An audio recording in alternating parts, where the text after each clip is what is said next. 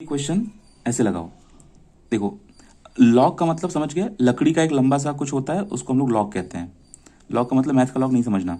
तो अब एक लकड़ी है जो कि कटी हुई है और ऐसे है, दूसरी लकड़ी है, दूसरी लकड़ी है वो ऐसे कटी हुई है। ठीक है, अब हम लोग क्या कर रहे हैं, इस वाले पोर्शन को इस वाले पोर्शन से सटा रहे हैं और उसके लिए बीच में हम लोग किसी गोंद का इस्तेमाल कर रहे हैं, किसी ग्लू का इस्तेमाल कर रहे हैं। तो जब तुम इस वाले को सटाओगे ना, तो देखो वो कैसा दिखेगा। हम इसको सटा के दिखाते हैं। इसको यहाँ से कॉपी किए और इसको हम यहाँ पे, अरे यार एक तो मेरा ये चीज़ कॉपी नहीं हो पाता है कभी भी ठीक से, एक बार में हम कभी कॉपी नहीं कर पाते हैं इस चीज़ को। पता नहीं हम ये चीज़ कब सीखेंगे। हम लोगों को क्या करना है, अरे यार ये हट जा रहा है। देखो इसको उठा के यहाँ पे चिपका दिए, हालांकि गलत चिपका हुआ है लेकिन कोई बात नहीं, कॉन्सेप्ट समझ जाओ। तो बस जब चिपका देंगे हम लोग इसको ना, तो यहाँ पे हम लोग ग्लू लगाएंगे बीच में। तो ग्लू का हम कलर चेंज कर दे रहे हैं, ये ग्लू लगा दिए बीच में। अब तुम देखो यहाँ पे ना, ये 4 पास्कल मेगा पास्कल से इसको इधर खींचा जा रहा है और 4 मेगा पास्कल से इसको इधर खींचा जा रहा है। तो वही दिया हुआ था कि अगर इस ग्लू पर नॉर्मल स्ट्रेस 2.5 से ज्यादा हो गया तब ये चीज फेल हो जाएगा, ये जो ग्लू है ना, कनेक्शन है वो फेल हो जाएगा। और अगर शियर स्ट्रेस 1.5 से ज्यादा हुआ तब भी ये फेल हो जाएगा। तो हम लोगों को चेक करना होगा कि हमारा जो इंक्लाइंड पोर्शन आ रहा है, ये जो इंक्लाइंड पोर्शन आ रहा है, इस पर नॉर्मल और शियर निकालेंगे कैसे। तो उसका एकदम सिंपल सा कॉन्सेप्ट है हम लोगों का, उसी कॉन्सेप्ट को लगाओ, आराम से निकल जाएगा।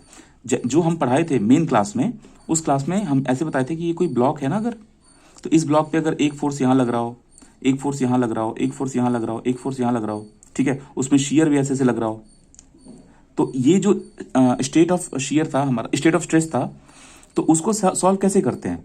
मतलब हम लोग किसी भी इंक्लाइंड प्लेन अगर ऐसे दिया हो किसी एंगल पर, तो उस पर शियर स्ट्रेस कैसे निकालते हैं और नॉर्मल स्ट्रेस कैसे निकालते हैं, ये वो वाला कॉन्सेप्ट है।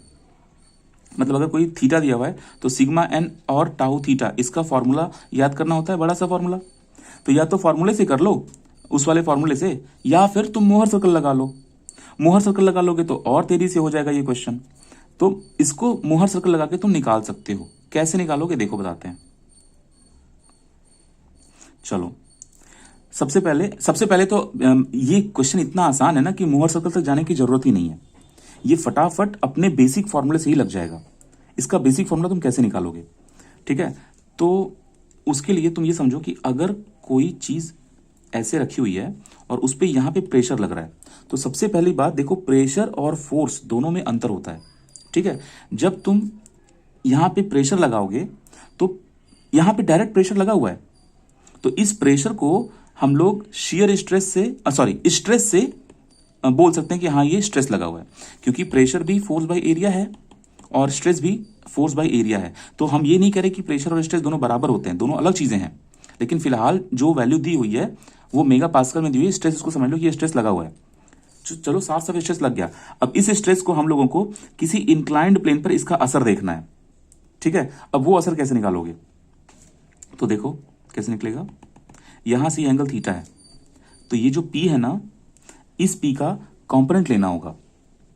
किस दिशा में, एक इधर मिल जाए और एक यहां ऐसे मिल जाए, शियर मिल जाए। तो इसको हम कह देंगे सिग्मा एन, इसको हम कह देंगे टाउ। सिग्मा एन निकालने की जरूरत है। कैसे निकलेगा सिग्मा एन, इसी को स्प्लिट करना होगा। देखो एक्चुअली ये जो P है ना, उसका जो ये जो P है वो फोर्स है, उसका एक्शन कहां कहां पे है, देखो उसका एक्शन यहां पे है, ठीक है। मतलब ऐसे है उसका एक्शन।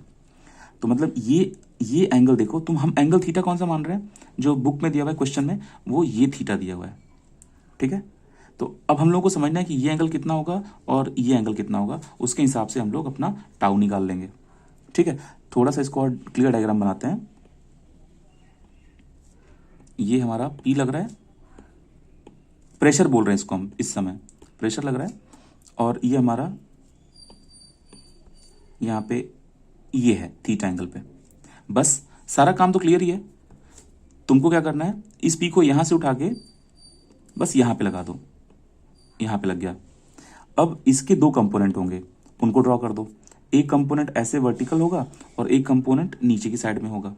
ठीक है, अब तुम साफ साफ देख पा रहे हो कि कौन सा एंगल थीटा है, तो उसमें कौन सा एंगल थीटा होगा। देखो ये एंगल थीटा है, ध्यान देना। अब तुम समझो कि ये एंगल थीटा होगा या ये एंगल थीटा होगा, तो ऑब्वियस सी बात है ये तो थीटा होगा नहीं, क्योंकि ये उसी ट्रायंगल में है। ठीक है, तो नेक्स्ट वाला थीटा हो जाएगा।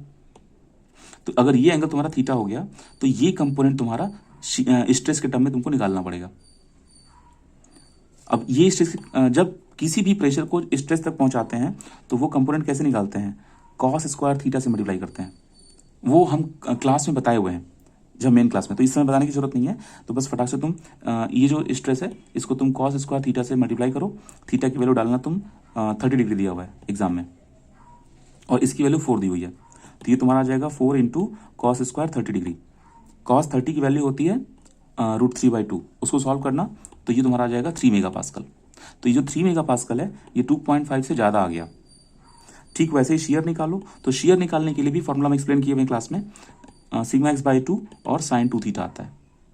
ठीक है, देखो यहाँ पे 2 थीटा आ गया तो ये 60 हो जाएगा, थीटा का 30 रखोगे तो, और ये वैल्यू 4 दिया हुआ है तो ये 2 हो गया, और साइन 60 की वैल्यू फिर से √3/2, इसको सॉल्व करोगे तो 1.73 आ जाएगा, क्योंकि √3 की वैल्यू 1.73 होती है। ये भी तो 1.5 से ज़्यादा हो गया, तो दोनों के दोनों स्ट्रेसेस ज़्यादा आ रहे हैं हमारे।